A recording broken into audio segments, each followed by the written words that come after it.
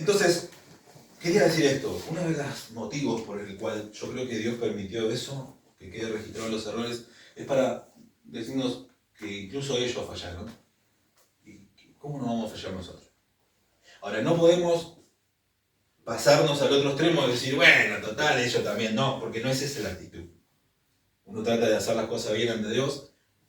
A veces no nos sale, a veces pecamos, a veces nos equivocamos, a veces incluso somos rebeldes, sí, y no está bien, no estamos diciendo que esté bien, pero Dios ve lo que se supone que viene después, el arrepentimiento. Ahora, hoy trataremos de aprender algo a través de la vida de uno de los personajes más conocidos de la Biblia, que es el rey David en este caso. Pero no vamos a buscar la enseñanza en los éxitos, en las cosas que a él le salieron bien. No vamos a hablar de David contra el gigante y ese tipo de cosas que lo destacaron en su vida. Vamos a hablar de sus errores, vamos a hablar de sus pecados y vamos a tratar de aprender de cosas que él hizo mal. Entonces hoy la enseñanza va a estar basada en lo que hizo mal este personaje y no en lo que hizo bien. Vamos a leer 2 Samuel 11, pero por supuesto antes de leer y les aseguro que hoy vamos a leer mucho y yo voy a hablar poco. Así que solo la introducción a esto. Les voy a comentar un poquito, para después leer el capítulo 11, les voy a comentar un poquito lo que pasó en el 10, para no tener que leerlo. Solo se los comento para entrar en la historia. Porque para entender cómo llegamos a este punto del capítulo 11, hay que recordar lo que pasó justo antes, en el capítulo 10. Todo empezó cuando murió Nahás. Lindo nombre, ¿no? Nahás era el rey de los amonitas. Amón era una antigua tribu que era enemiga del pueblo de Israel. Entonces, todo comenzó cuando murió Nahás, el rey de los amonitas. Todo esto que le voy a decir está en el capítulo 10. Aunque los amonitas solían ser enemigos de Israel, Nahás en algún momento le había tenido consideración y mostrado cierta lealtad o bondad a David. Eso lo pueden encontrar en 10, versículo 2. Por ejemplo, no lo voy a leer, pero un ejemplo de ese versículo. Dice, y David dijo, seré bondadoso con Hanún, que es el hijo de ese rey que se murió, de Ahaz, hijo de Nahás, tal como su padre fue bondadoso conmigo. ¿Ven? Acá vemos que David mismo está diciendo, en esta tribu de los amonitas, hubo una persona, hubo un rey que, a pesar de ser enemigo de Israel, en algún punto de la historia, no sabemos en qué punto de la historia, la Biblia no lo dice, fue bondadoso, tuvo un buen gesto para con David. Se supone, muchos comentaristas suponen, que eso pudo haber sido en la época en la que David, siendo muy joven, estaba escapando del rey Saúl que lo quería matar. Se supone, pero la Biblia no lo dice. Pero es posible. La cosa es que esta guerra de la cual vamos a hablar hoy se va a ocasionar por un detalle muy sonso. ¿Qué pasa? Cuando este rey de los amonitas muere, David dice a sus siervos, a los siervos de David, le dice, Nahás en algún momento fue bondadoso conmigo. Entonces yo quiero tener un buen gesto con el hijo de Nahás que ahora hereda el trono. Y manda a sus mensajeros al reino de los amonitas a hablar con el hijo de este rey que murió, a darle el pésame y los respetos y ponerse en su servicio, ¿no? El servicio se entiende por respeto. Pero ¿qué pasa? Lo que vemos en el capítulo 10 es que los líderes amonitas malinterpretaron totalmente la intención de esos mensajeros. Cuando los mensajeros de David llegaron a dar el pésame al hijo de este rey que murió, los consejeros de este nuevo rey le dicen, no está viniendo a darte el pésame.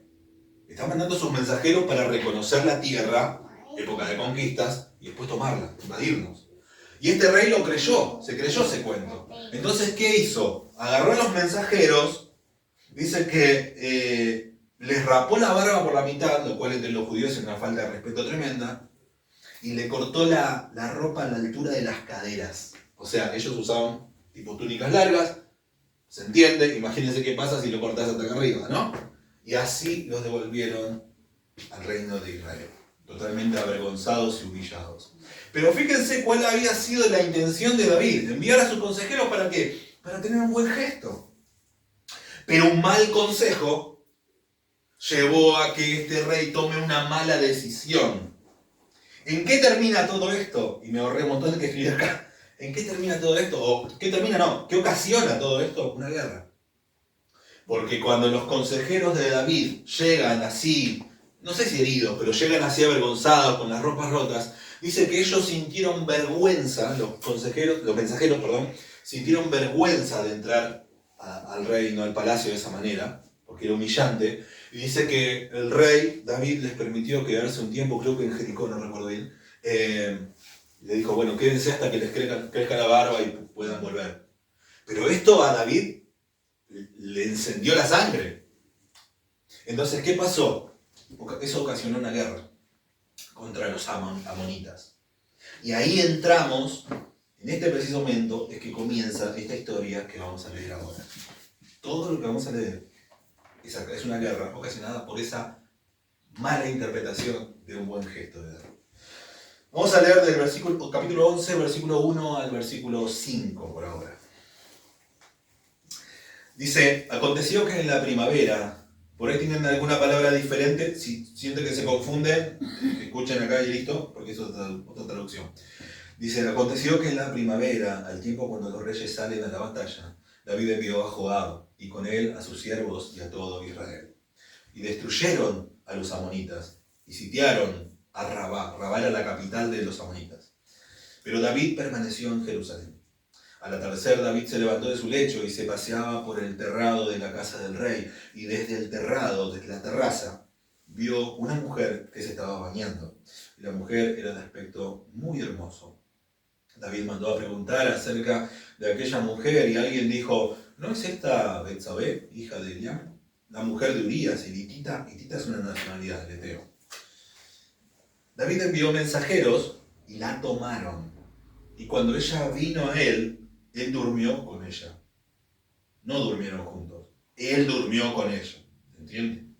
Después que ella se purificó de su inmundicia, regresó a su casa y Betsabé concibió, quedó embarazada y envió aviso a David diciéndole estoy encinta, estoy embarazada. Estamos hablando de David, el personaje del cual Dios dijo que era un siervo conforme al corazón de Dios. El versículo 1 nos dice, no voy a ir versículo por versículo porque se va a hacer larguísimo y hay mucho por leer, pero sí voy a resaltar algunas cositas nada más. El versículo 1 dice que fue cuando aconteció en la primavera, y esto era normal, porque las guerras se solían desatar en la época de la primavera, porque por el tema de los caminos, tierra y todo eso, con las lluvias se hacía un barrial que nadie podía transitar. Entonces los reyes esperaban el momento de la primavera, donde los caminos estaban secos, y donde las cosechas que habían estaban en pleno fruto y podían comer de los frutos y de los granos que habían en el camino. Entonces, por eso empiezan diciéndonos, aconteció que en la primavera, en el tiempo cuando los reyes salen a la batalla, y después nos dice que hay una parte del versículo 11:1 que dice que David envió a Joab y con él a sus siervos y a todo Israel. Es necesario en toda historia interpretar quiénes eran los personajes. Tenemos, por supuesto, David, el rey, Joab, general del ejército. Dice sus siervos, se refiere a los oficiales, a los siervos de Joab. O sea, en rango de jerarquía tenemos a Joab, que es el general de todo el ejército. Después abajo vienen lo que se le llama los siervos de Joab, que son, no sé cómo sería la jerarquía, o todos los que son oficiales. Y después debajo, cuando dice todo Israel, no son los ciudadanos, no son los civiles, es el resto del ejército de Israel, soldados. Entonces, ¿qué nos está diciendo eso? Que David envió, por esto que pasó antes, mandó a todo lo que tenía. Ahora hay un detalle acá. Nosotros estamos en el capítulo 11. Pero desde el final del capítulo 10 hasta el principio del capítulo 11 pasó un año. Vean por favor conmigo lo que dice de nuevo capítulo 10, versículo 14. Yo se los leo acá. Dice, cuando los amonitas vieron que los arameos huían, ellos también huyeron delante de Abisai y entraron a la ciudad. Entonces Joab se volvió de pelear contra los amonitas y vino a Jerusalén. ¿Qué está diciendo ahí? Cuando se desata esta guerra, los amonitas, como saben que no pueden hacerle frente al ejército de Israel porque era muy grande y muy poderoso, buscan una alianza, buscan aliados. Y buscan al reino de Aram, que probablemente Reina Valera 60 lo traduzca como Siria o los sirios. Es lo mismo. Entonces, ¿qué hacen? Dice que en el momento de la batalla, los aliados, que eran los sirios, retroceden, no se animan a seguir peleando contra Israel y se van. Entonces el versículo 14 nos dice que cuando los amonitas vieron que sus aliados se fueron, ellos también se fueron. Todo eso estaba pasando en invierno, con todo lo que el clima impedía la guerra, bueno, no impedía, pero complicaba. Entonces dice que Joab, dice que se fueron delante de Abisai. Abisai era el hermano de Joab. Joab le dijo al hermano Abisai, le dijo, vos encargate de este grupo, yo me encargo de este. Se repartieron la tarea. Entonces, tanto Amón como los sirios, los cómplices, se fueron los dos. Pero dice el texto que entonces Joab se volvió, o sea, dejó de pelear contra los amonitas y volvió a Jerusalén. Por eso, desde que pasa eso que se van y vuelve Joab a Jerusalén, pasa un año hasta el capítulo 11. Pero la guerra no estaba terminada. El partido había quedado, no quiero hablar de fútbol, señor, impídeme, pero el partido había quedado en el suplementario. Todavía nadie había ganado. Esa guerra había que terminarla, porque la ofensa contra los siervos de David había sido grave. Entonces lo que estamos viendo en el capítulo 11 es la continuación de esa guerra que había quedado por la mitad.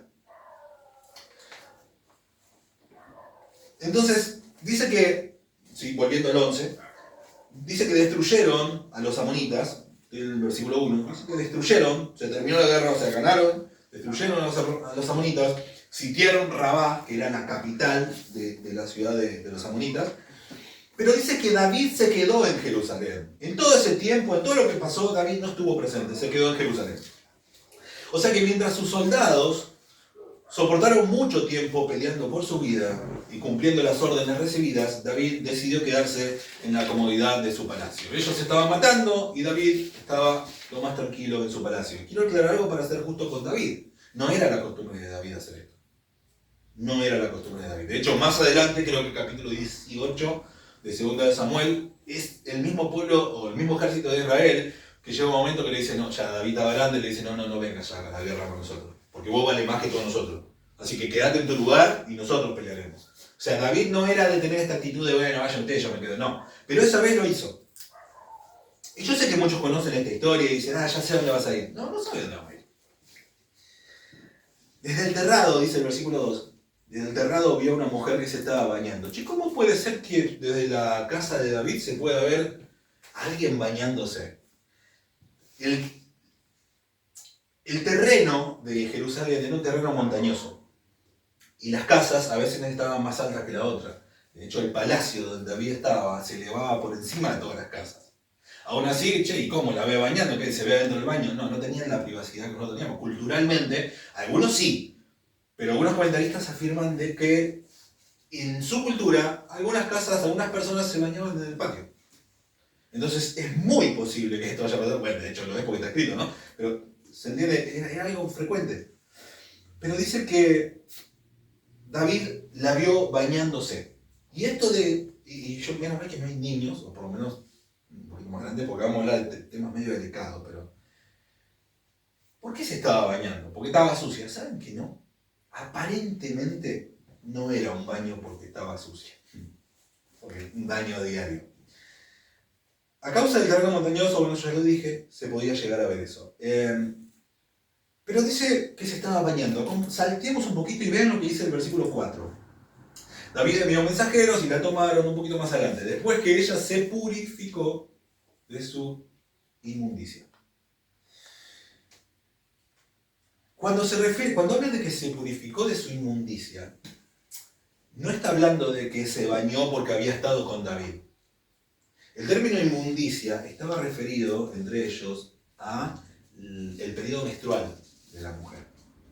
Entonces, Levítico capítulo 15, que es el libro de Levítico es el que establece justamente leyes para el pueblo de Israel, habla de qué es lo que tenía que hacer una mujer cuando finalizaba su ciclo menstrual. Lo que tenía que hacer, puede que por ahí leer algún detalle porque no lo tengo acá, pero por lo que recuerdo, era cuando si finalizaba su ciclo menstrual, debía apartarse 7 días. ¿Era así, Cris? Debía apartarse 7 días y después tomar un baño. Y después de tomar ese baño, esa ducha, debía ir al sacerdote y llevar o 2 pichones o 2 palomas, creo que eran. Y el sacerdote hacía un sacrificio de purificación y ya la mujer quedaba pura. ¿Qué significaba en ese contexto estar pura? En realidad todo se hacía por una cuestión más que nada de salubridad, aunque hay otras cuestiones espirituales que no se pueden dejar de lado, pero si me meto ahí no salgo más.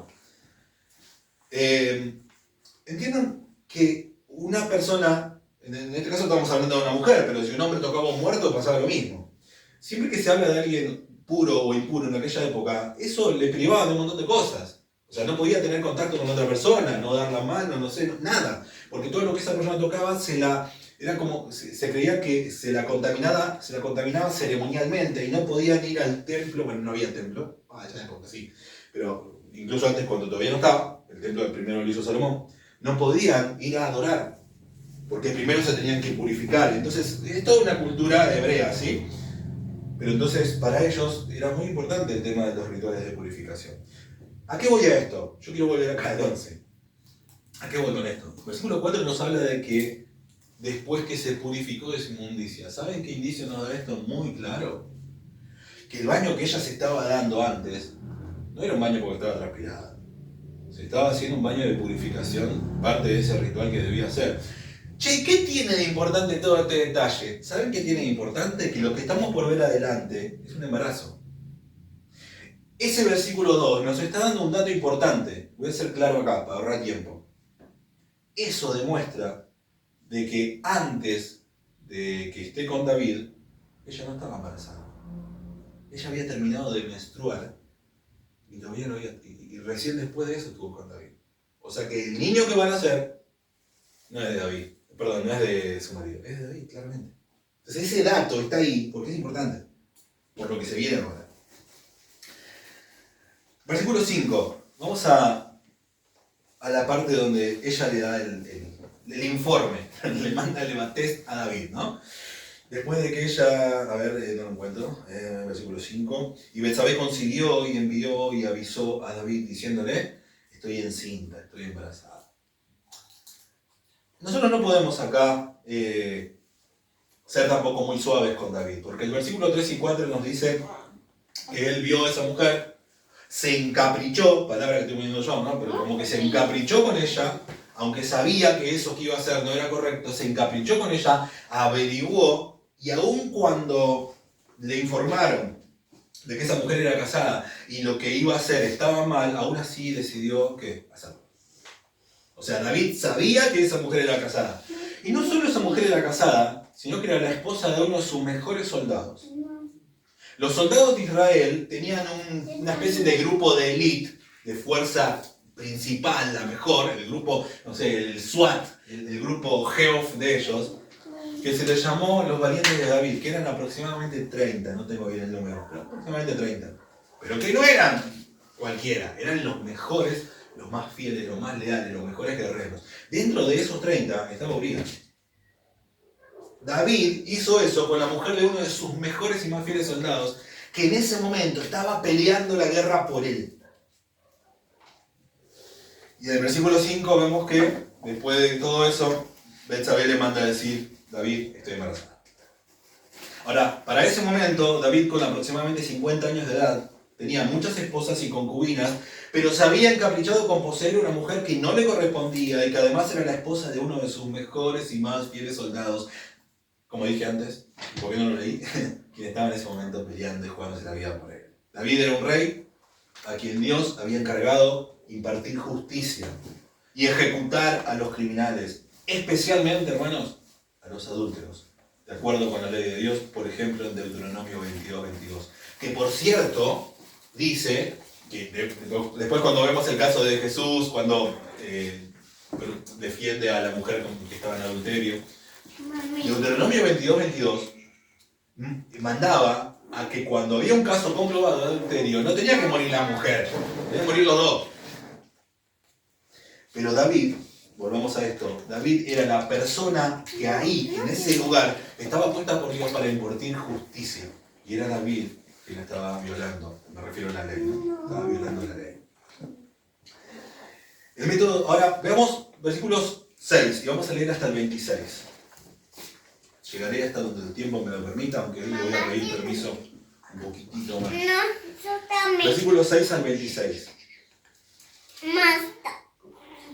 Dice, entonces, Acá vamos a ver el método de David para cubrir su pecado, ¿sí?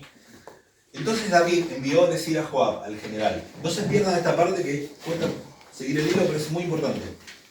Entonces David envió a decir al general Joab, envíame a Urías, el hitita. Y Joab envió a Urías a David.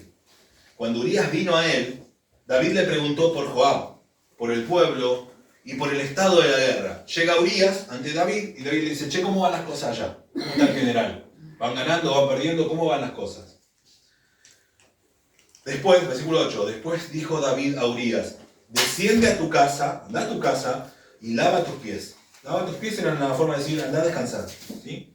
Salió Urías de la casa del rey y tras él fue enviado un obsequio al rey.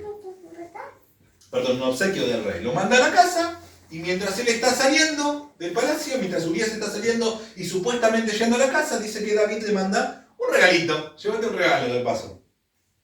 9. Pero Urías durmió en la entrada de la casa del rey con todos los siervos de su señor y no bajó a su casa. ¿Qué hace Urías? En vez de irse a la casa con su esposa, se queda a dormir en la entrada del palacio con la guardia real.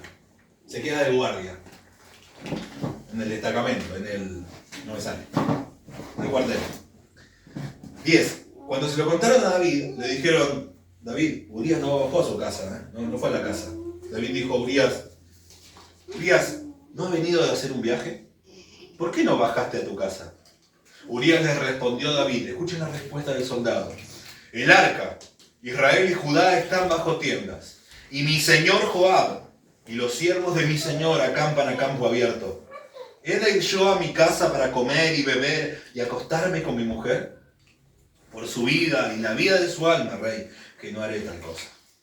Entonces David dijo a Urías, quédate aquí hoy también, y mañana te dejaré ir. Y se quedó Urías en Jerusalén aquel día y el siguiente. 13. Y David lo convidó a comer y a beber con él. Y dice que lo embriagó. Al anochecer, Urías salió a acostarse en su cama con los siervos de su señor, pero tampoco descendió a su casa. 14. A la mañana siguiente, David escribió una carta a Joab, al general, y la envió por mano de ¿quién? Del mismo Urías. Y escuchen lo que decía la carta. En la carta había escrito David, pongan a Urías al frente de la batalla más reñida, la más difícil, y retírense de él, para que sea herido y muera. Así que cuando Joab asediaba, atacaba la ciudad, puso a Urías en el lugar donde sabía que había hombres valientes, enemigos poderosos. Y los hombres de la ciudad salieron y pelearon contra Joab. Y algunos de los siervos de David cayeron y murió también Urías. 18. Joab envió a informar a David de todos los sucesos, de cómo iba la guerra, y dio orden al mensajero, cuando hayas acabado de contar al rey todos los sucesos de la guerra, si pasa que el furor del rey se enciende y te dice, ¿por qué se acercaron tanto a la ciudad para pelear? ¿No saben que dispararían desde el muro? ¿Quién mató a Abimelech, hijo de Jerobal? ¿Le has acordado de algo pasado? ¿No arrojó una mujer sobre él una muela de molino desde lo alto del muro de manera que murió en Tebes?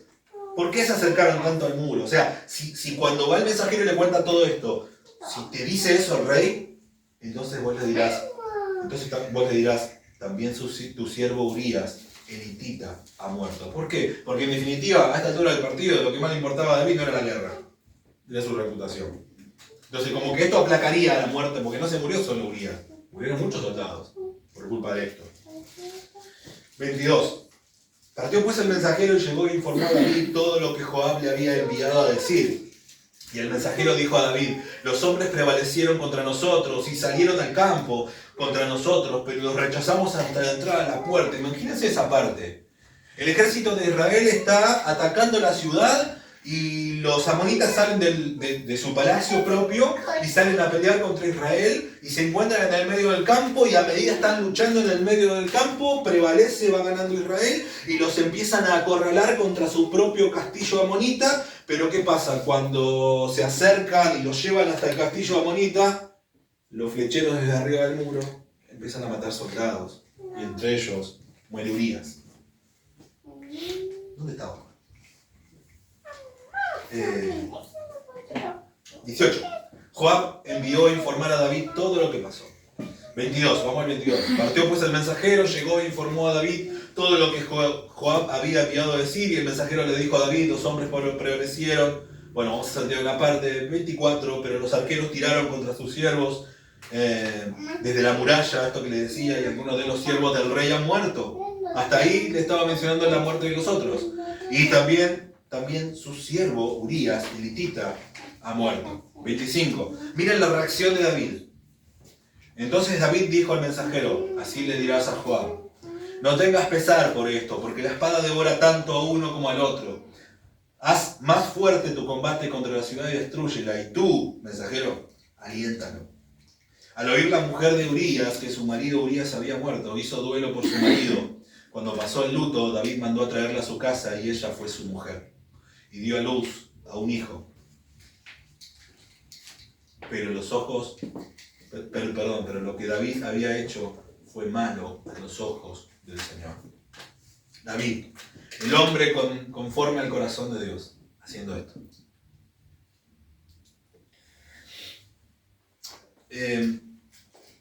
David era un hombre con un gran harén. Lo voy a leer acá para ganar tiempo. Yo sé que algunas cosas ya las dije, pero David, con aproximadamente, como dije antes, 50 años de edad para esta altura de la historia, tenía muchas esposas, muchas concubinas, pero se había encaprichado con poseer una mujer que no le correspondía y que además era la esposa de, como dijimos antes, uno de sus mejores soldados. David era un rey a quien Dios le había encargado de impartir justicia, esto también lo dijimos. Sin embargo, él está violentando la justicia y está cometiendo un pecado y un delito terrible, pecado contra Dios y un delito de homicidio. Está mandando a matar a una persona inocente. Lo justo en esta situación era que cuando Urías se enterara del embarazo, denunciara a David y a Betsabé y ambos fueran ejecutados. Así que ella, y eso lo vimos en el versículo 5, le informa a David insinuando, le dice: estoy embarazada, como diciendo, este es tu problema. Por lo tanto, es tu deber que protegerme. Acá estamos viendo, lo que leímos ahora es todo lo que David hizo para tratar de encubrir el pecado. Ya lo leímos completo, pero me gustaría destacar una parte de todo eso que leímos. Primero, creo que lo mejor que podemos destacar acá es la integridad de Urías, ¿no? Que a pesar de, uno puede decir, bueno, pero no sabía lo que estaba pasando, no importa. El que es íntegro, hablamos el otro día, el que es íntegro todo el tiempo.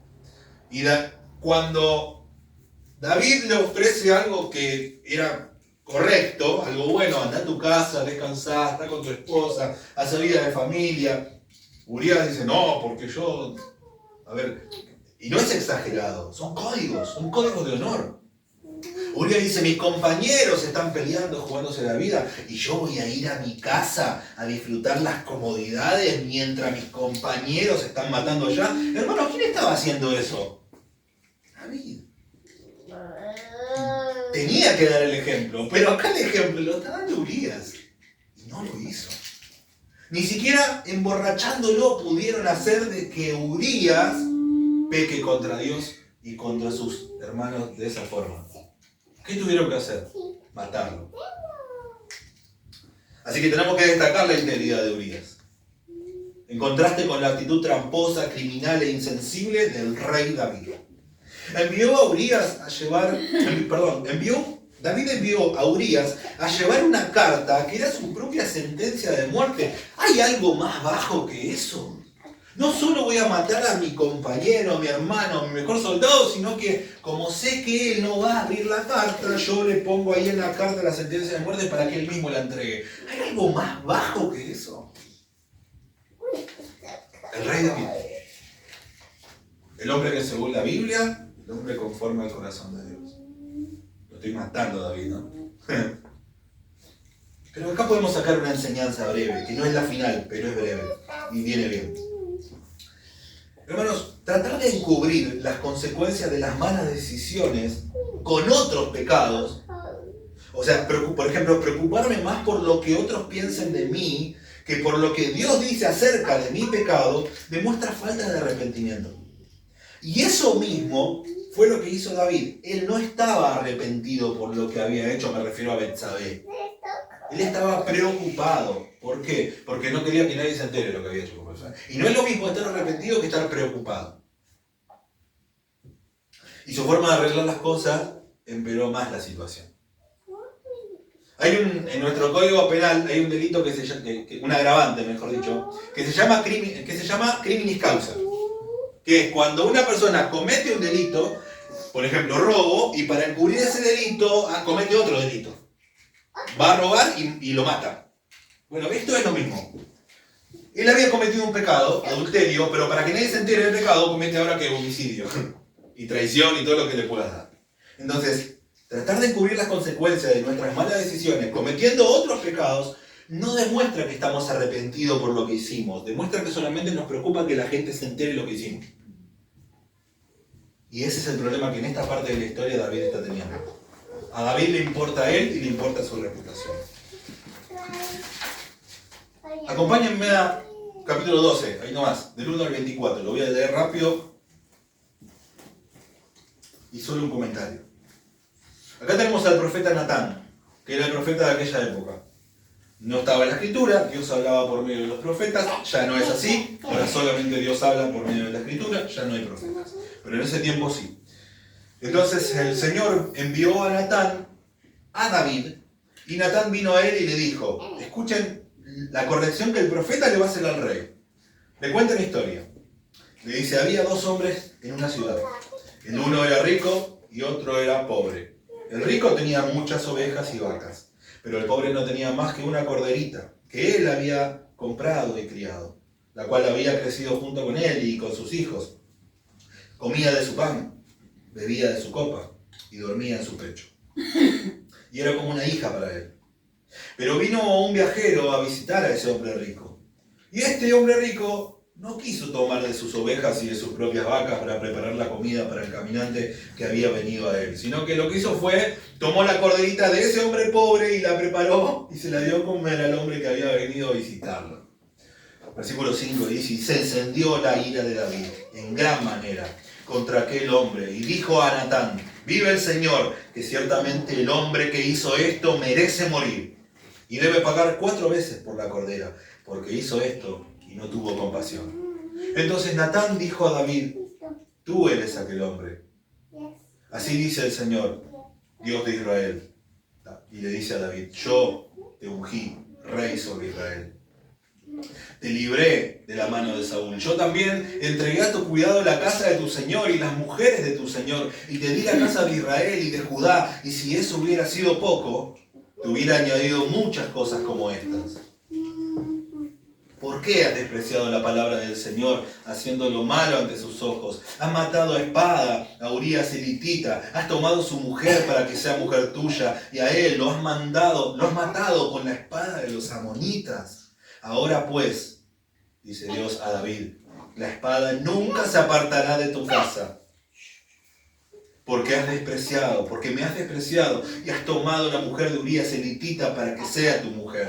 Así dice el Señor, por eso de tu misma casa, versículo 11, así dice el Señor, por eso de tu misma casa levantaré el mal contra ti, y aún tomaré tus mujeres delante de tus ojos y las daré a tu compañero, y éste se acostará con tus mujeres a plena luz del día. En verdad tú lo hiciste en secreto, pero yo haré esto delante de todo Israel y a plena luz del sol. Entonces David dijo a Natán, al profeta, he pecado contra el Señor. Y Natán dijo a David, el Señor ha quitado tu pecado, no morirás. Sin embargo, por cuanto con este hecho has dado ocasión de blasfemar, de hablar mal a los enemigos del Señor, ciertamente morirá el niño que te ha nacido.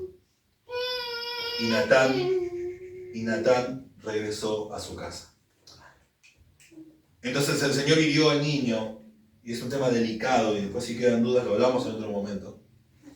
Entonces el Señor hirió al niño que la viuda de Urías dio a David. Esto nos da un dato, hermanos. El bebé ya nació. Pasó tiempo. David todavía no se había arrepentido. Entonces el Señor hirió al niño que la viuda de Urías dio a David y se puso muy enfermo. David rogó a Dios por el niño y ayunó y fue y pasó la noche acostado en el suelo.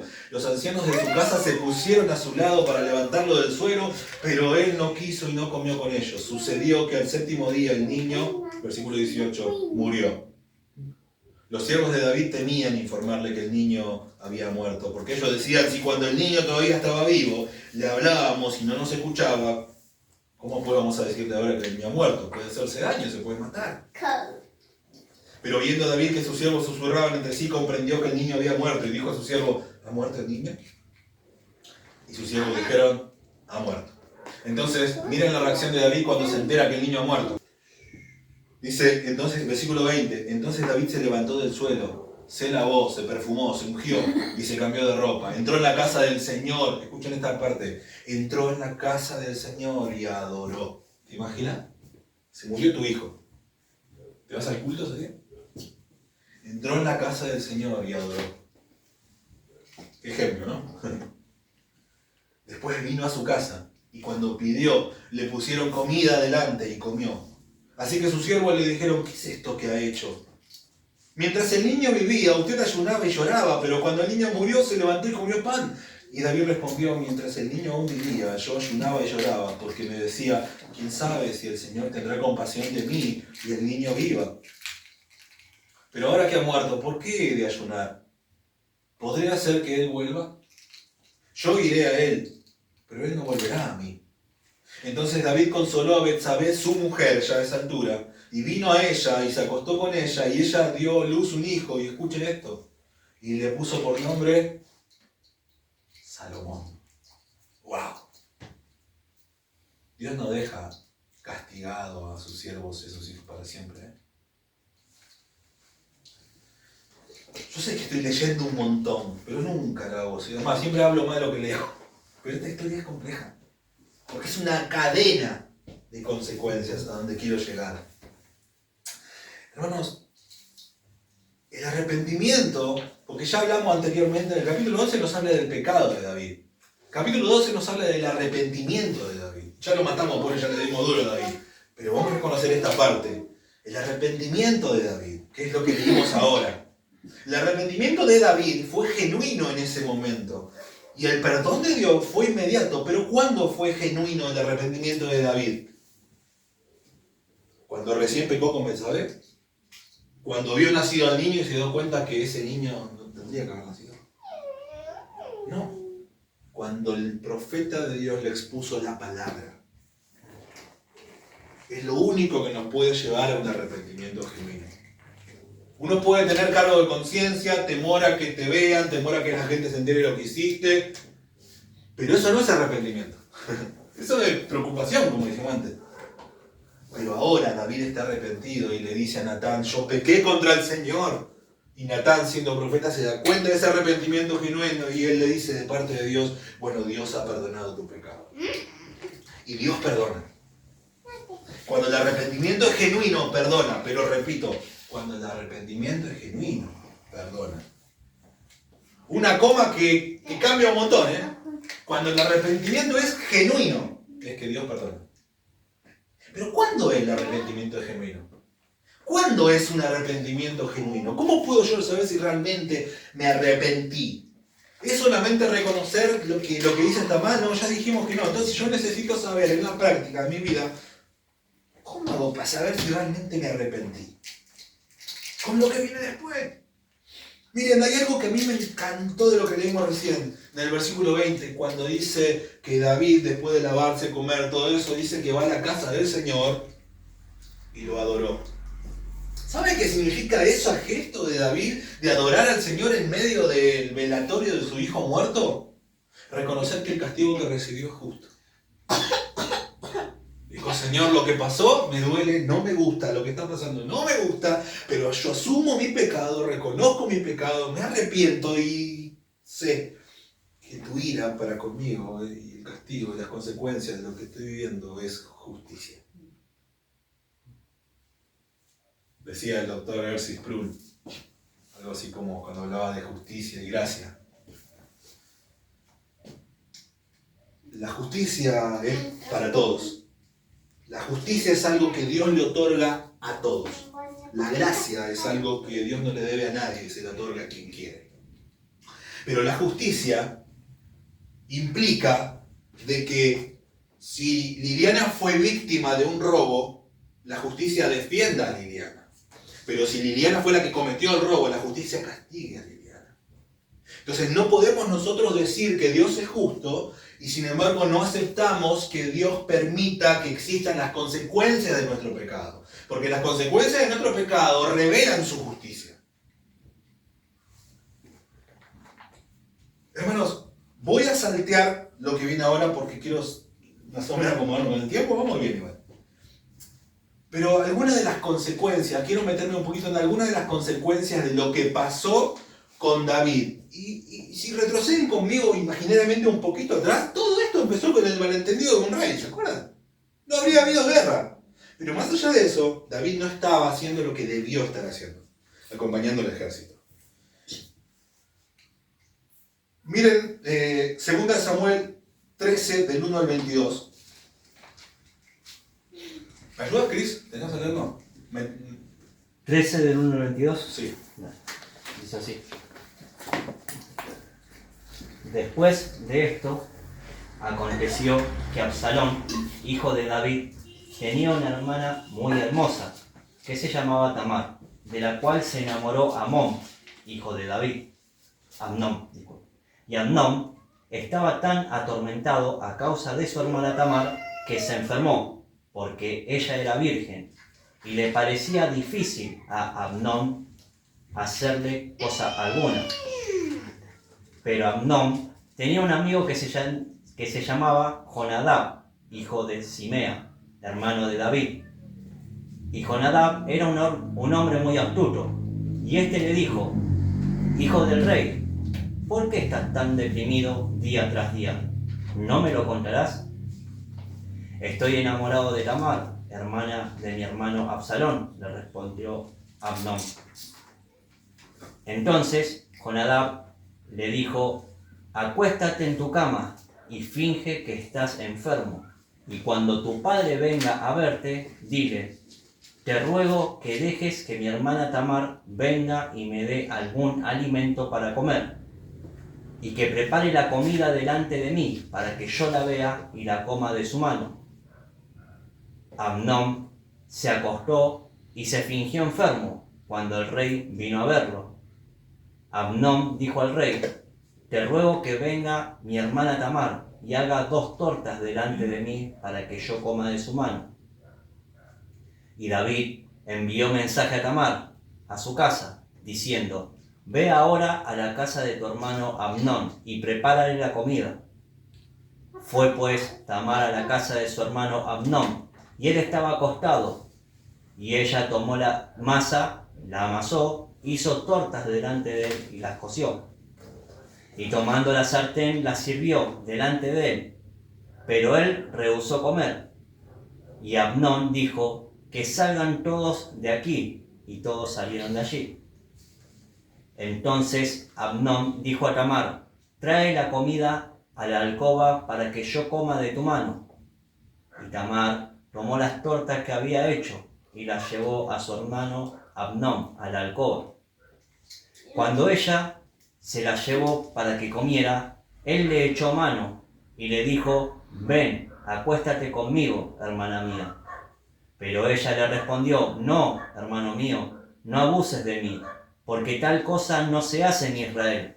No cometas esta terrible ofensa, pues ¿a dónde iría yo con mi deshonra? Y tú serías como uno de los insensatos de Israel. Ahora pues, te ruego que hables al rey, que él no me negará a ti. Pero él no quiso escucharla. Como era más fuerte que ella, la forzó y se acostó con ella. Entonces Amnón la aborreció con un odio muy grande, porque el odio con que la aborreció fue mayor que el amor con que la había amado. Y Amnón le dijo: levántate, vete. Pero ella le respondió: no, porque esta injusticia que me haces, echándome fuera, es mayor que la otra que me has hecho. Pero él no quiso oírla. Llamó pues a su criado que le sirviera y le dijo: echa a esta mujer fuera de aquí y cierra la puerta tras ella. Ella llevaba un vestido de manga larga, porque así las hijas vírgenes del rey se vestían con túnicas. Su criado la echó fuera y cerró la puerta tras ellas. Entonces Tamar se puso ceniza sobre la cabeza rasgó el vestido de manga larga que llevaba puesto y se fue gritando con las manos sobre la cabeza. Su hermano Absalón le dijo: ¿Ha estado contigo tu hermano Amnón? Guarda silencio ahora, hermana mía, tu hermano es. No se angustie tu corazón por este asunto. Tamar, pues, se quedó desconsolada en casa de su hermano Absalón. Cuando el rey David se enteró de todas estas cosas, se enojó mucho. Pero Absalón no le habló a Amnón ni bien ni mal, pues odiaba a Amnón porque había violado a su hermana Tamar. Después de 2 años, teniendo Absalón esquiladores de ovejas en Baal Hazor, que está junto a Efraín, invitó a todos los hijos del rey. Y Absalón vino al rey y le dijo: su siervo tiene ahora esquiladores de ovejas. Ruego que vengan al rey y sus asistentes con su siervo. Amén. Gracias, Cris. No continúo el relato para que después lo sigan ustedes y por una cuestión de tiempo. Pero les voy a resumir un poquito lo que pasa después. Terrible el caso, ¿no? Tamar era la media hermana de Amnón. Recuerden que David tenía varias esposas. Era lo que nosotros le llamaríamos una hermanastra, pero era una hermana. Y de hecho, incluso la ley de Dios prohíbe eso también. Por ahí hay un momento en el que ven que Tamar le dice a Amnón algo así como: no, pedile al rey mi mano y no te la va a prohibir. En realidad sí se le iba a prohibir, pero fue una manera en la que ella estaba tratando de escapar de la situación. Ahora, si nosotros vemos todo lo que viene después, y esto, y yo ahora voy cerrando el mensaje de hoy, pero esta historia no termina acá. No nos alcanza la hora de predicación para poder continuar con esto. Continúenla ustedes después y van a ver todo lo que sucede. Pero todo esto comienza en ese momento de ocio de David, cuando ve y codicia algo que no le corresponde. Cuando no está en el lugar donde debería estar y cumpliendo la función que debía cumplir con su ejército. Todo comenzó ahí. Pero si ustedes ven lo que sucede en la parte de la historia que tuvimos que cortarla recién, van a ver que se refleja lo que David hizo. Otra vez tenemos un tema de abuso y otra vez van a haber casos de muerte en esta historia. Léanla después completa y van a ver todo lo que sucede. Pero voy a ahorrar un poquito de tiempo leyendo esto. Esto yo ahora no lo vamos a hacer, pero anótense por favor, igual leanlo completo, todo corridito, pero anótense esta parte por favor. Segunda de Samuel 13, 23 al 39. Segunda de Samuel 13, 23 al 39, en donde ahí se relata la venganza de Absalón. Recuerden que Absalón era el otro hermano, ve a su hermana salir en esas condiciones. ¿Qué pasó? Me llama la atención que enseguida desconfía de Amnón, se ve que algo había ahí. Pero fíjense, hasta donde leyó Cristian, que hay un momento que muestra que, versículo 21, dice: cuando el rey David se enteró de todas estas cosas, se enojó mucho. Déjame agregar algo, pero no hizo nada. David, el hombre que no solo era el padre, sino que era el rey y debía impartir justicia, no hizo nada, solo que se enojó. Cuando vos tenés una autoridad para algo, vos no estás solo para indignarte. Vos tenés que hacer justicia, a pesar de que esa justicia caiga en contra de alguien a quien vos querés, o en contra de tu reputación, de tu familia, que nadie se entere de lo que pasa en el palacio. No. Nadie se va a enterar, pero hay alguien que se está enterando. Y eso David no lo tuvo en cuenta.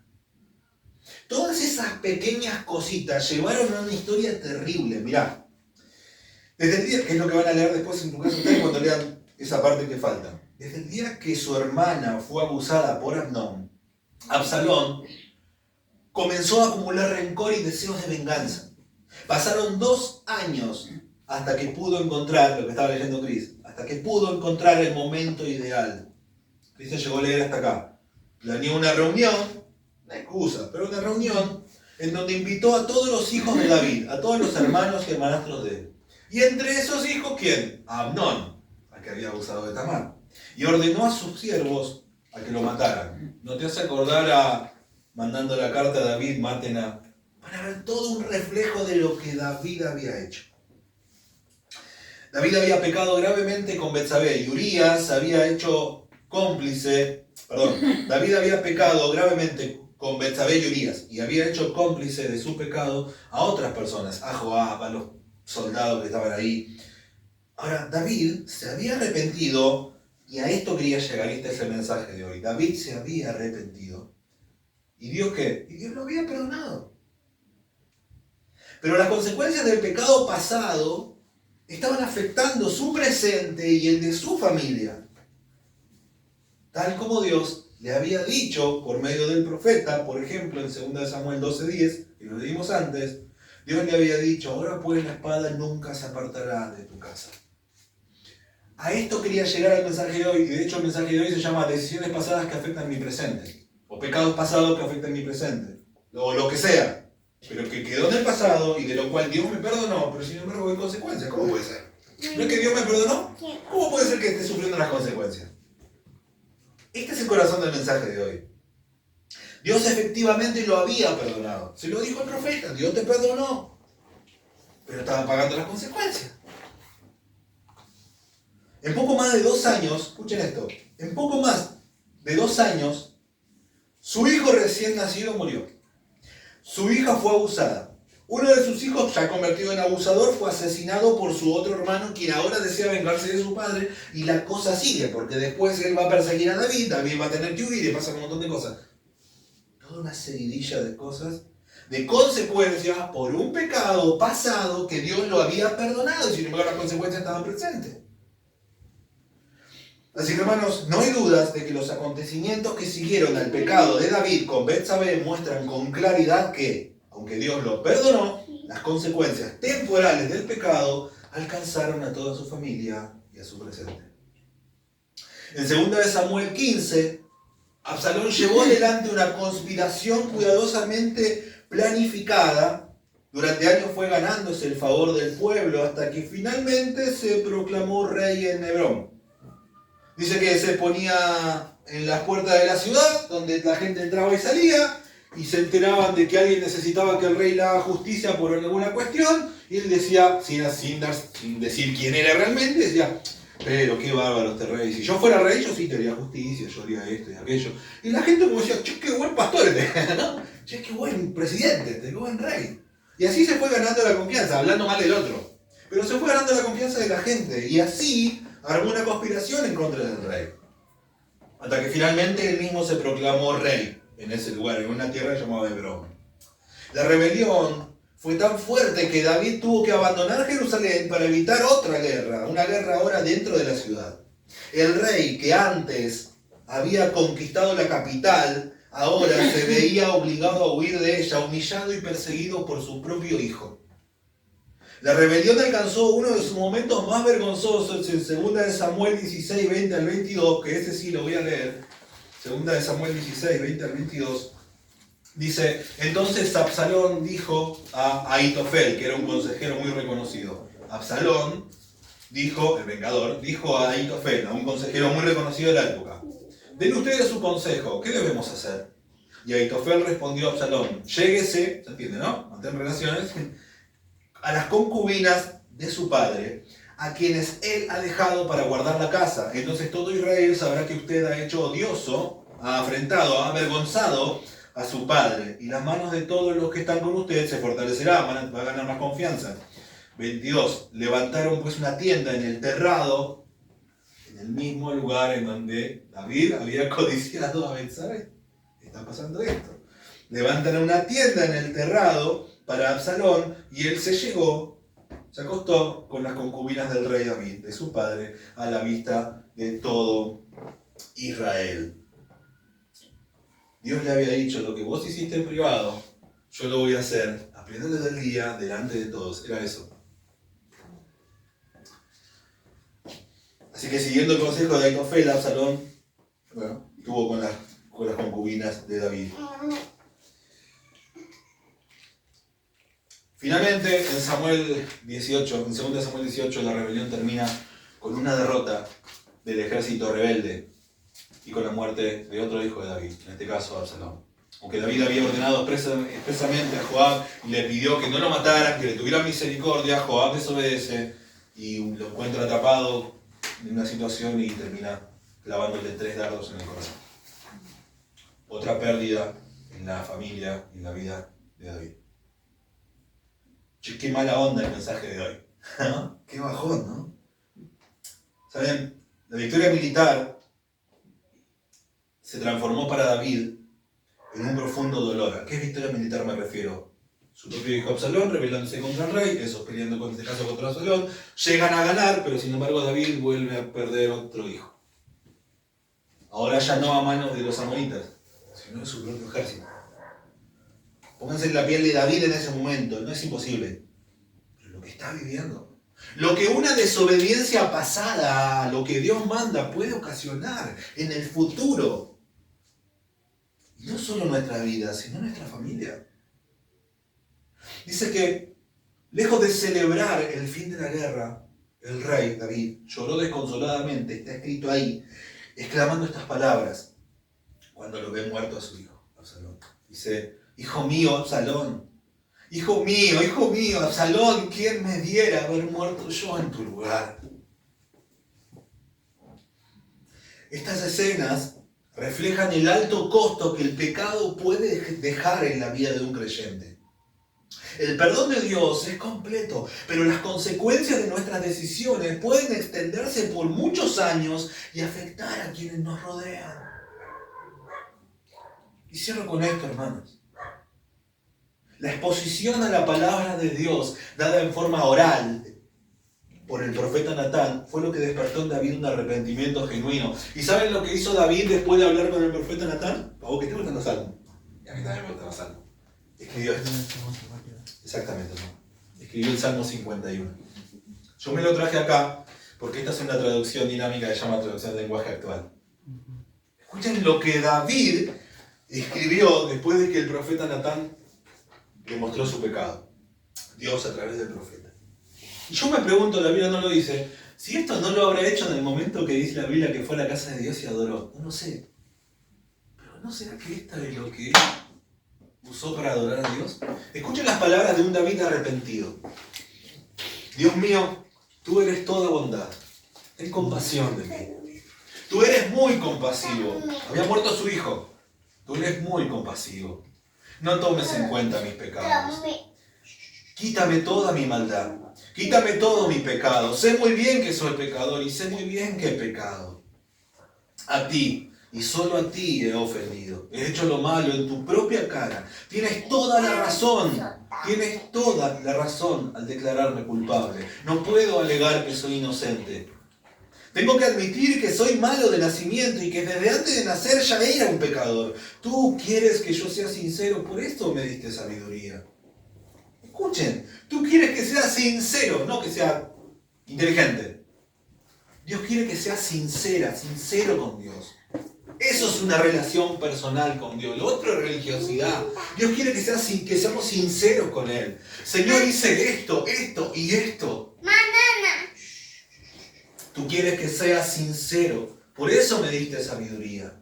¿Qué es una persona sabia a los ojos de Dios? Aquella que se muestra ante Dios de una manera sincera.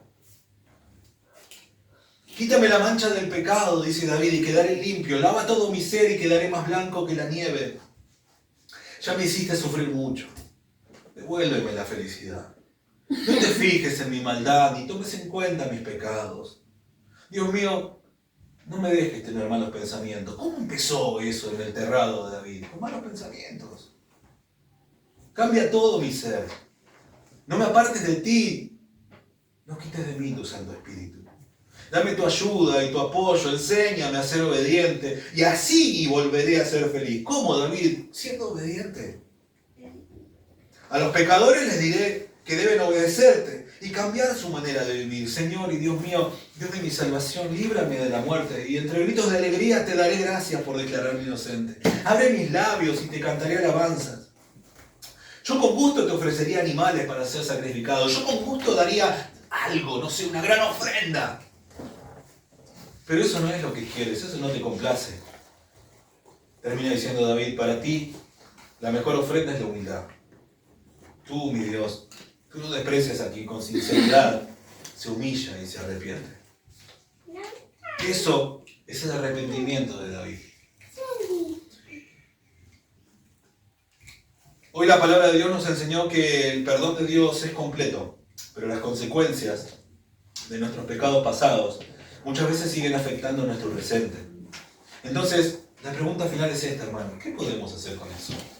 ¿Qué podemos hacer con las consecuencias de nuestros pecados pasados que todavía están afectando nuestro presente? En primer lugar, arrepentirnos, ¿no? Pero de una manera bíblica.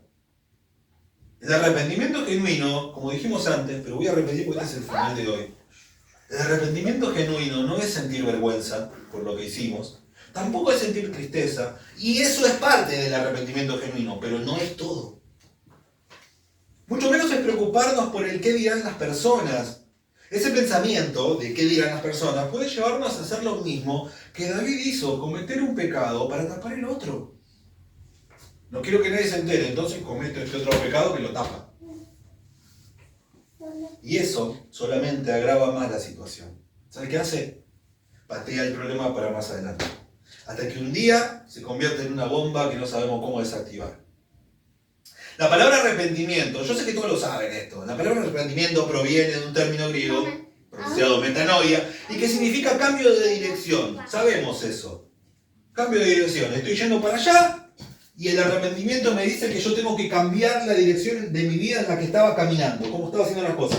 Y si yo sé que hay arrepentimiento es cambio de dirección, la pregunta que te hago es, ok, cambio de dirección, pero ¿hacia dónde, Leo? ¿Hacia allá? ¿Hacia allá? ¿Hacia allá? Porque todo sería un cambio de dirección, pero ¿hacia dónde? Yo estoy terminando con esto, hermano. Sabemos eso, es un cambio de dirección, pero en la práctica, cuando tenemos que enfrentar las consecuencias de nuestros pecados pasados, ¿cómo puedo aplicar de forma práctica ese cambio de dirección? Porque yo sé, y todos sabemos, que tenemos que cambiar de dirección, pero como les decía recién, ¿hacia dónde? Y obviamente podemos decir todos que hacia Dios. Y suena bien. Y está bien. Pero la verdad es que esa es una de las tantas frases que los cristianos usamos y que suenan bien, pero que ayudan poco. Y estamos llenos de esas frases. Cris, perdón, te agarré ejemplo. Cris, ¿estás pasando por tal situación? ¿Tenés fe, hermano? ¿Está mal que le diga tenés fe? No. Pero tal vez la persona necesita un acompañamiento de alguna manera. La Biblia dice que cuando alguien venga a nosotros con alguna necesidad y tengamos con qué ayudarlo, no digamos, ve, mañana te daré teniendo con qué haces. A veces nosotros podemos tener palabras que son correctas, que el contenido está bien, tener fe o lo que decíamos recién, cambiar tu dirección hacia Dios. Son palabras que están bien, pero que, a ver, no son tan claras. Está bien, yo no soy la palabra. Tengo que cambiar de dirección, pero ¿para dónde? Simbólicamente, ¿no? Me dice, cambié tu dirección hacia Dios. Está bien, Leo, lo entiendo bien. ¿Cómo hago eso? ¿Vos me decís que voy a poder lidiar con las consecuencias de mi pecado pasado cambiando de dirección y orientándome hacia Dios? Sí. ¿Y cómo hago? ¿Te das cuenta que no es solo decir una frase abierta? La persona nosotros necesitamos que se nos diga, en la práctica, ¿cómo hago? Y ustedes por dentro en esta altura, bueno, decirlo, que no hay que terminar. Bueno, vamos a decirlo. Es un tema muy delicado. Es difícil de desarrollar en poco tiempo, aunque ya me pasé 10 minutos, pero podemos resumirlo a esto. La palabra pecado se deriva de un término que significa errar al blanco. Imaginemos que cada una de nuestras decisiones, imagínense sus decisiones de cada área, de todas, como si fuera una flecha.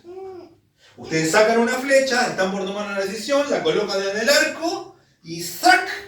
Tiran la flecha. Cada decisión en este ejemplo es una flecha. Son ilimitadas. Mientras dure la vida, tenés flechas. Pero cada vez que le erres al blanco, tenés consecuencias.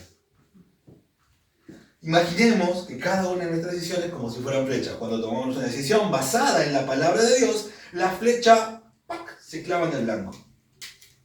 Se clava en el centro de la diana, da en el blanco. Cuando nuestras decisiones desobedecen lo que la voluntad de Dios en su palabra nos dice que debemos hacer, la flecha se desvió y pegó en cualquier lado. Erraste al blanco, pecaste. Entonces, los errores que cometimos fueron por desobedecer la palabra de Dios. Así que vamos bien a la práctica. Lo que debemos hacer con las consecuencias es enfrentarlas, pero esta vez asegurándonos de hacerlo según lo que la palabra enseña, lo que la Biblia enseña, y hasta ahí es una frase reabierta, para cada caso en particular. ¿En qué cambia esto? Para cada caso en particular significa, si tengo un problema en la economía, yo necesito que mi hermano venga y me diga, mira hermano, esto dice la Biblia, en un caso muy parecido al tuyo. La Biblia tiene respuesta para todas las preguntas de nuestra vida. Y algunas preguntas, por supuesto, algunas respuestas no son específicamente perfectas, pero podemos sacar principios que nos van a ayudar a tomar decisiones correctas. Entonces, voy a esto. Seguramente vamos a tener que seguir lidiando con algunas consecuencias de nuestro pasado. Y para poder hacer esto necesito conocer la palabra de Dios. Todos nos equivocamos. David le erró feísimo. Todos nos equivocamos. Por eso necesitamos volver a la palabra, a la Biblia, a lo que la Biblia dice. Reflexión final, y cerramos con esto. Seguramente hay muchas cosas que podemos aprender de esta historia, pero hay una que no deberíamos dejar pasar. Incluso una persona como David, con toda la experiencia y relación que tuvo con Dios, puede cometer graves errores cuando comienza a tomar decisiones propias sin tener en cuenta lo que Dios quiere. Para David, esto le ocasionó consecuencias terribles, que no solo afectaron su presente y su futuro, sino también el de su familia. Pero cuando se arrepintió, aunque tuvo que sufrir las consecuencias, aceptó con responsabilidad, las aceptó y reconoció que merecía pagar por lo que hizo. Hermanos, esa actitud de David nos enseña que a veces no tenemos que ir a Dios a quejarnos por estar viviendo las consecuencias de nuestros pecados pasados, porque la palabra de Dios hoy nos enseñó que aunque Dios nos haya perdonado lo que hicimos anteriormente, eso no implica que las consecuencias no van a seguir presentes y que tal vez tendremos que lidiar con ellas durante toda nuestra vida. Entonces la pregunta que intento responder hoy con este mensaje es, ok, y si ya entiendo eso, que bueno, es lo que hay, ¿qué hago? Bueno, buscar cada una de esas consecuencias, el tema de esa consecuencia, la situación, y fíjate qué es lo que la Biblia enseña a través de eso. Y si no lo encuentro, tenés hermanos que te pueden ayudar, que tienen mayor conocimiento. A ver, hasta internet hay. Obviamente yendo a lugares confiables, donde vos podés encontrar cosas temáticas, tema por tema, a ver qué es lo que la Biblia me dice en tal situación. Y buscar el consejo de Dios. Por un mal consejo pasó todo esto. Dios no te promete que va a eliminar las consecuencias de tu pecado pasado. Lo que te promete es perdón. Pero probablemente las consecuencias te acompañen durante toda tu vida. Hermanos, que quede claro esto. Dios no deja las consecuencias de tu pecado, de mis pecados pasados, para refregártelas en la cara. Lo hace para darte la posibilidad de hacer lo correcto en lo que antes hiciste lo incorrecto. A Jesucristo se lo llama en la Biblia el segundo Adán, tema muy profundo. Pero en poquitas palabras, ¿qué significa eso? Que en todas las cosas que Adán debió hacer y falló, hasta Jesús cumplió. Eva desobedeció comiendo un árbol, o un fruto de un árbol, es lo que cuenta ahí, ¿no? Estoy simplificando muchísimo. Pero por un árbol. ¿Por qué Dios puso el árbol? ¿No? Porque es fácil, o voy a ponerlo al revés, porque es imposible que alguien tenga completa libertad si no tiene la posibilidad de desobedecer. Si yo te digo, Mayra, vos sois libre de decidir sí o no, pero le digo, la única opción que tenés es sí, no es libre. Entonces, ese árbol estaba ahí para que el ser humano pueda ejercer su libre voluntad, voy a decir, para que pueda decidir. Hermanos, las consecuencias de tu pecado, o de mío, que hoy todavía nos sigue afectando, Dios no la deja ahí para decirte, ¿viste? No, ahora sufrí. No, Dios no es eso. Dios cuando perdona, perdona, pero te está poniendo ese árbol para que esta vez hagas lo correcto en la misma área en la que antes fallaste.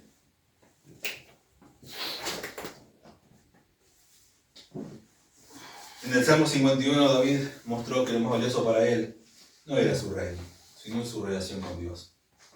Él en un momento le dice, Señor, se acusa todo, reconoce y lo único que le pide a Dios es: no me eches de tu presencia, no quites de mí tu Santo Espíritu. Esa es la evidencia de un David y de un arrepentimiento genuino. David, en otras palabras, en el Salmo 51 está diciendo: me banco lo que estoy viviendo porque son consecuencias de lo que yo hice. Señor, no te pido que me saques la consecuencia porque es un justo castigo y lo merezco. Lo único que te ruego es que no se rompa mi relación con vos. Es lo único. Eso es arrepentimiento.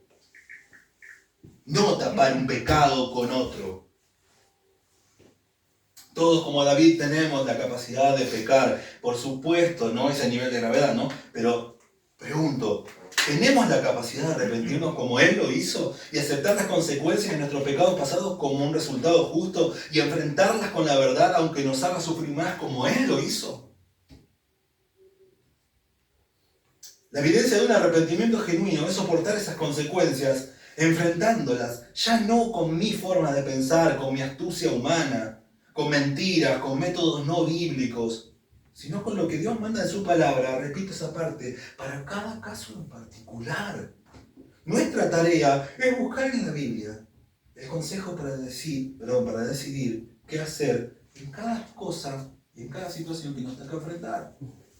Si no buscamos la dirección bíblica para cada caso, caemos en un ciclo repitiendo los mismos errores todo el tiempo. Es decir, si actuamos solo con nuestra propia forma de pensar, es muy probable que volvamos a pecar en esa misma área. Por eso, la clave es ir a la Biblia, buscar el consejo de Dios en esa área en la que estoy pasando y decidir en base a su palabra, caso por caso. Las consecuencias presentes de mis pecados pasados no son exactamente un castigo. No lo veas así. Depende cómo decidas afrontarla, pueden ser una forma de demostrar si realmente nos arrepentimos o solamente estamos tratando de engañar a Dios. Ahora finalizo con esto. Respondiendo a una de las tantas preguntas que hice al principio, me quedo con esta.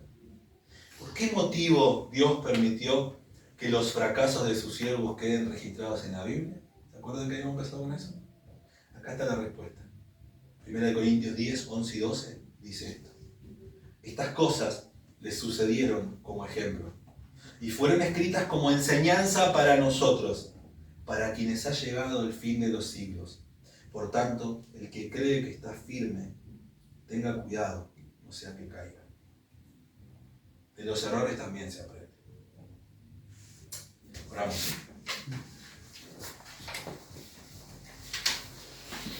Amado Señor, gracias por tu palabra, gracias por este tiempo. Gracias, Señor, porque hoy tu palabra ha hablado a nuestro corazón y hemos entendido que seguramente hay cosas que debemos cambiar y que tal vez debemos enfrentar de una forma diferente, de una forma distinta. Señor, te pedimos que nos ayudes a afrontar las situaciones que tengan que ver con nuestro pasado, con decisiones mal tomadas, que nos ayudes a enfrentarlas y a afrontarlas de una manera correcta.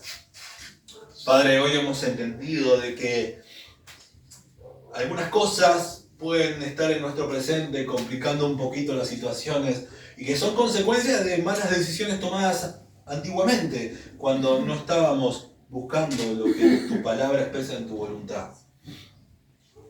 Hoy hemos entendido y hemos visto, Señor, que el perdón tuyo no quita las consecuencias del pecado. Las consecuencias están y van a seguir estando probablemente.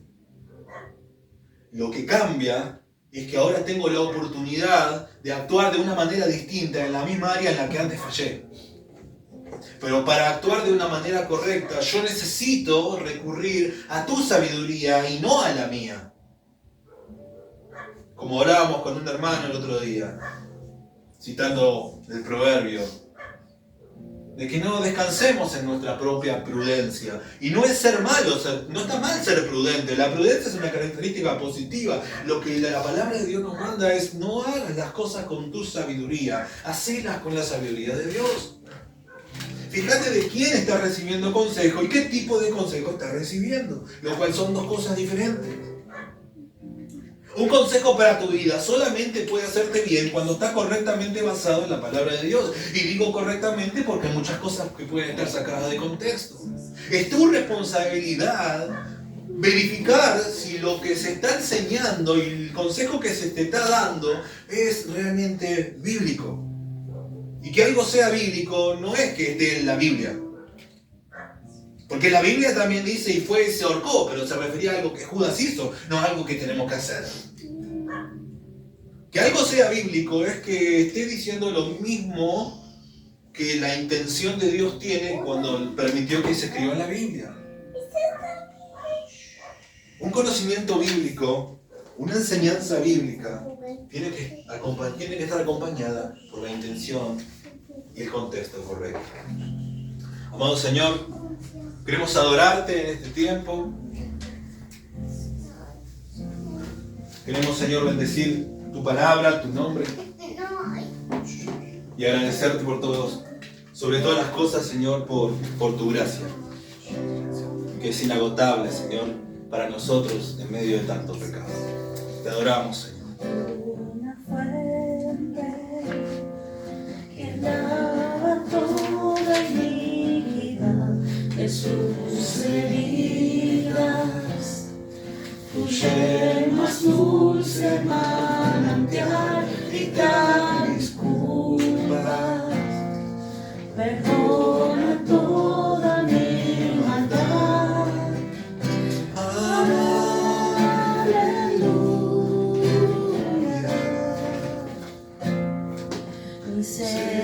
Misericordia encuentra el más vil pecador en el Calvario, donde sangró mi Salvador, río de gracia que inundó mi corazón.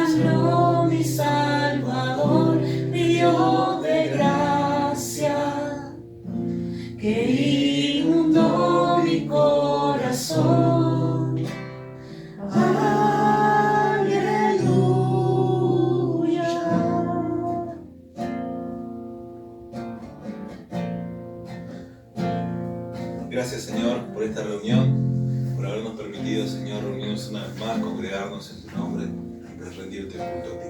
Gracias por tu palabra, Señor, y por todo lo que nos das. Y entregamos esta reunión para la gloria y honra de tu nombre, Jesús. Amén.